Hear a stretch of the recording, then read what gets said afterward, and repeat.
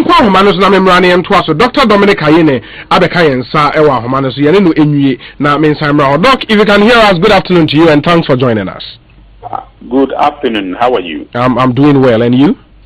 I'm fine, thank you. Great. Can you confirm to us that you've instructed your lawyer, in this case, lawyer Tony Letha, to file a suit at the Supreme Court challenging the nomination of Mr. Martin Amidu? Can you confirm that? Yes, I can. I did instruct lawyer Letha, and he has confirmed that he has filed the suit and given notice to the Attorney General as well as the leadership of Parliament. This is one nomination majority of Ghanaians, applauded the president for. Why would you have a problem with such a nomination? I don't know how you came by the majority of Ghanaians' determination.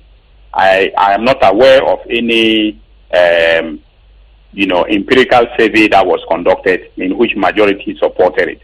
But in any case, supposing for the sake of argument that majority of Ghanaians supported this nomination, maybe they did so in ignorance of the fact that the candidate that has been put forward, the person who has been nominated and appointed by the president and is awaiting approval by Parliament, does not constitutionally qualify, not in terms of his expertise, but in terms of his age. He attained the age of 66 years on the 6th of sorry, I am being interrupted by a number of calls coming. I believe they are coming in from your colleague. But he attained the age of 66 years on the 5th of September 2017. And having attained that age, he's past the mandatory retirement age for holders of public office under the Constitution.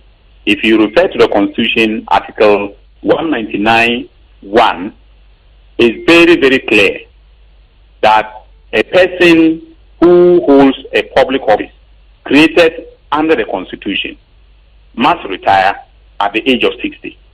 And if given the exigencies of that particular office, there is a need to extend the person's, employment with the public service entity, then person can be given a maximum of 5 years. Now, that makes it 65 if you have to serve in the public service. The Office of Special Prosecutor is a public service office. There is no doubt about that. In the course of the debate in Parliament, it was clear that we're creating this office pursuant to Article 191(d) of the Constitution. And therefore, the mandatory retirement age must apply to a person who is appointed to that office. So we cannot pretend that the Honorable Martin Amidu is less than 65 for purposes of appointing him to this particular office. But is it also not the case that this whole special prosecutor thing is some kind of a special vehicle to help us fight, the canker of corruption, and that in the act establishing same, there was that opportunity, for the president to probably appoint somebody who's gone past that mandatory retirement, is say on contract basis and all of that. From your reading of the act that establishes the special prosecutor office, didn't you see anything of that sort? I was an intimate part of the process, and you remember very well that under Section 13, subsection 3 of the Act, we equated the special prosecutor, to a court of appeal judge. Okay. In other words, he will be entitled to the emoluments, privileges, and facilities available to a court of appeal judge. But we also made it clear that he is going to be, given a statutory contract for a maximum of 7 years. Okay. Now let me just even look at the mathematics of Article 6. Of Section 13(3). Let's take it for the sake of argument that we approve Martin Amidu's appointment, and then we give him the mandatory 7 years. it means that he will be retiring at the age of 73. The Court of Appeal judges retire at 73. Constitutionally, they retire at 70. So if you say that it is a special vehicle for fighting corruption, that is true. But is it a case that there is only one person capable of fighting corruption in this country? And that we cannot find people lower than the age of 60, years to appoint, and that we can uphold the constitutional provision relating to retirement from the public service just because we want to appoint one person. I think that we have to uphold principle. I think Martin Amidu himself has spent all his life fighting for principle. So he should come and then defend this principle. But again, the point would be that, and I believe the point you made, that you were a critical part of drafting this whole act, and in fact the minority in parliament played a yeoman's role in putting this together. Is it a case that you didn't see this lacuna you now speak about, or that you saw it but you just wanted to keep your fingers crossed and raise it at this time? I don't think so, my brother. There is no lacuna in the law. We are creating a fictitious lacuna because of the conundrum that we have run ourselves into. Okay? If the reason why there was a push to equate the office of the special prosecutor to a court of appeal judge was to make it possible for Amidu to fit into a bill. Unfortunately, with the proponents of the act did not think through it very well. In my view, maybe they would come to the Supreme Court and tell us why they thought through it very well, but that we are mistaken in our interpretation. Okay, but there's no lacuna.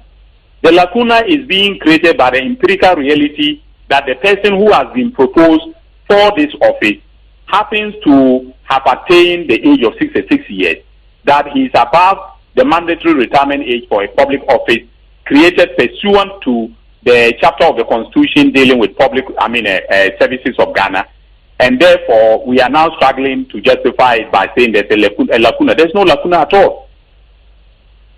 So in your writ, which I have a copy before me, the F says a declaration that any purported nomination by the Attorney General or approval by Parliament or appointment by His Excellency the President of the Republic of Martin Alamisi Benz Kaiser Amidu blah blah blah is unconstitutional and therefore null and void.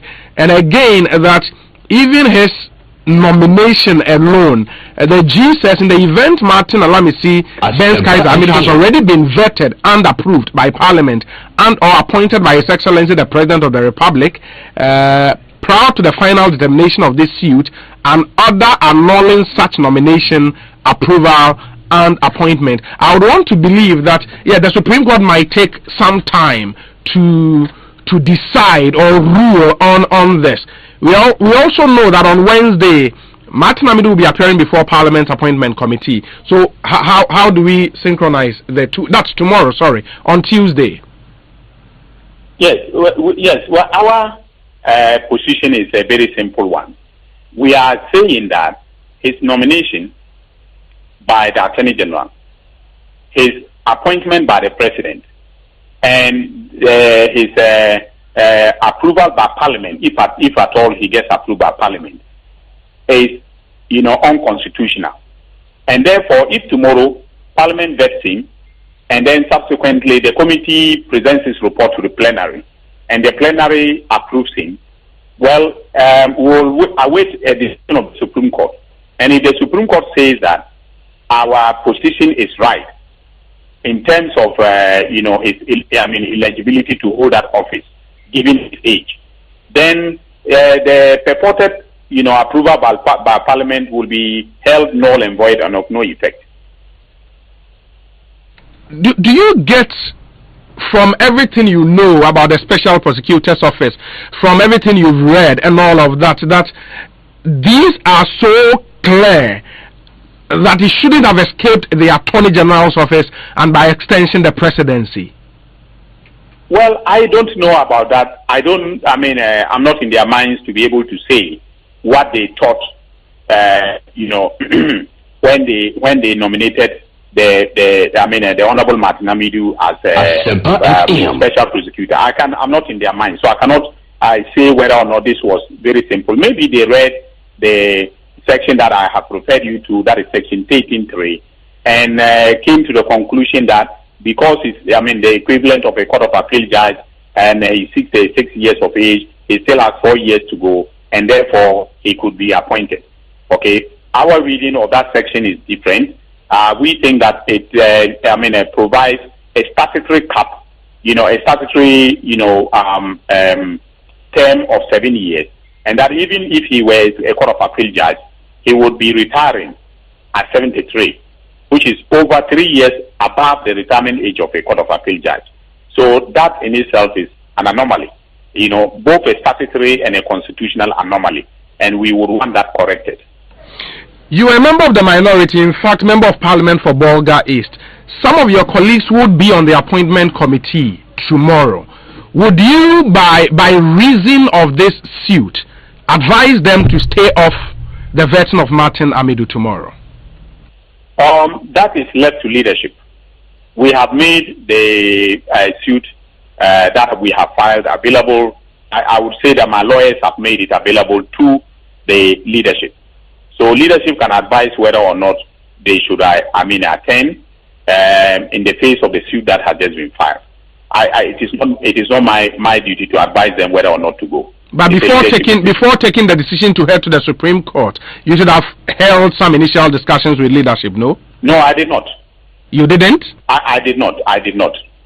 So as we speak, leadership will be hearing it via the media. Is that what you're saying? Well, this afternoon when the suit was filed, I called the minority chief whip, Honorable Muntaka, and informed him that this is what I've done, and that my lawyers are bringing the copies of the suit to him.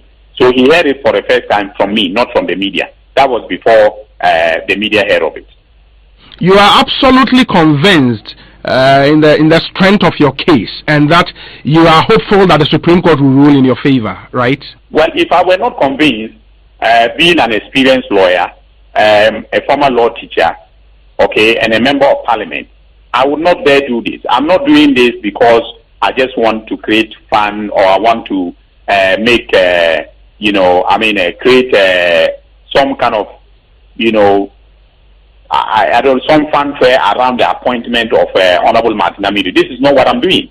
I actually believe in the principle that we have to uphold the integrity of the constitutional process. That we are running a constitutional democracy, and the integrity of the Constitution is paramount. And so we have to, in all things that we do, uphold that principle.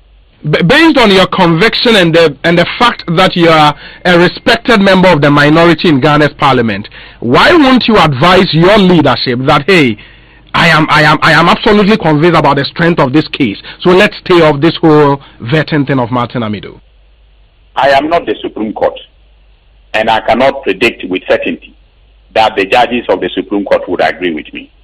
And so to say that I'm absolutely convinced and that they should stay away, I think will be going too far. There are two sides to every case that is brought to court. And as a plaintiff, you may have the conviction that you have a strong case, but the judges may disagree. So I've had that experience in the past. I'll be the first person to say that you don't send a case to court and then come back saying that you are 100% sure that you will win. But I can assure you that I have a very strong case, very, very strong case.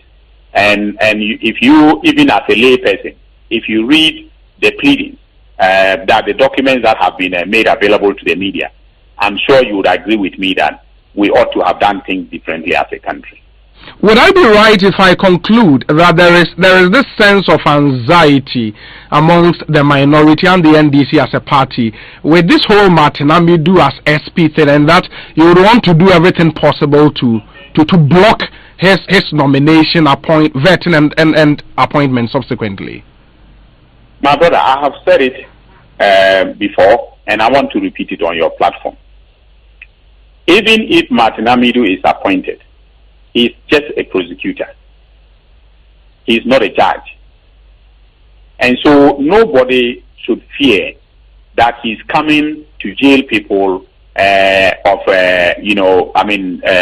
he's coming to jail people who are affiliated to the NDC. In any case, if that is true, okay, then this country is in danger, of ripping itself apart because, you don't appoint a prosecutor, and say, fight corruption, but fight it in a unidimensional manner.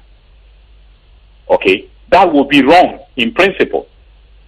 So for me, I don't think that it is born out of a fear that he's coming to prosecute us. A prosecutor must marshal enough evidence to prove a case beyond reasonable doubt. All right? And we have constitutional guarantees to fair trial under Article 19. We have the right to appeal decisions of the courts from the High Court, all the way to the Supreme Court.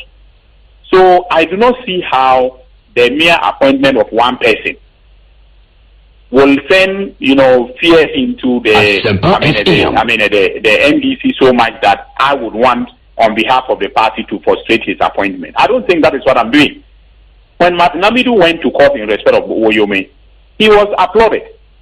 When he went to court in respect of Isopoton, he was applauded. I am going to court in respect of the constitutionality of his appointment. I should be applauded for upholding the Constitution. Is your party, the NDC, aware of the suit? No. Why? I don't do things on the instructions of the party. You are a member of parliament on the ticket of the NDC. Yes, but I'm a citizen of Ghana first, before being a member of the NDC. And every citizen under the Constitution, specifically Article 2 of the Constitution, has a right to bring matters before the Supreme Court for interpretation and enforcement. And that is what I'm doing. I'm exercising my right as a citizen. Honorable Dominic Ayine, it's a pleasure talking to you this afternoon. Thank you so much for talking to you too. Okay, so Dominic Ayine is the member of parliament, honorable member of parliament for Bolga East. And I'm saying in Kasi and no Edin Komowe in some of the to Supreme Court. Sir Mr. Martin Amidu Omanpenye Pao ne say parliamentary shame na se ne ho kroje na bibia ekoyia on the babe first special prosecutor of the Republic of Ghana. Now the original sun nyina omode nsem court Martin Amidu mfia wedi ye ka say according to rate no Papa Martin Amidu edi 66 years. 66 years.